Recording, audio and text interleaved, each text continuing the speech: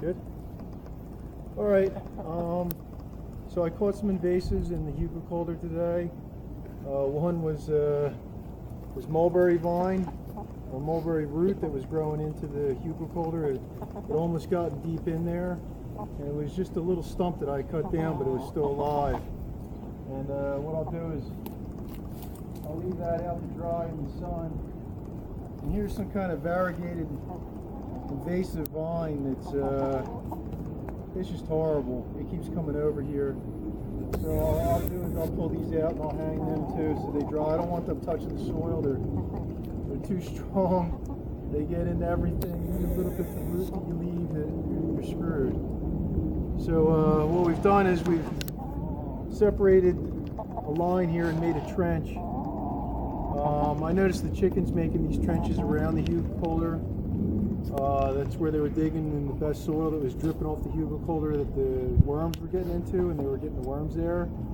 So I've expanded on that, and I think it's a really good idea. It catches all your good organics, it keeps them from washing into the watershed, and it gives you a barrier, a root barrier, that you can maybe catch the invasives before they get into your Hugelkultur. And then I had this other idea. You know, why not make that trench caustic?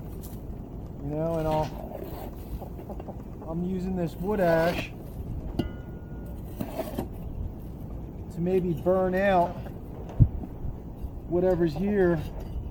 Plus, it'll act as a layer. This stuff will harden up like cement if you leave a good enough layer of it. And over here, this is where the invasives come from my neighbor's yard. I'm going to go over there. I'm going to pull that stuff too. She doesn't really need it in her yard yet anyway. And so I'm going to try this out. We're going to see if the ash works as a barrier. If not, the chickens will take mite baths in it. It's good for getting rid of their mites. Come over here, Quinn. Show the trench that we made.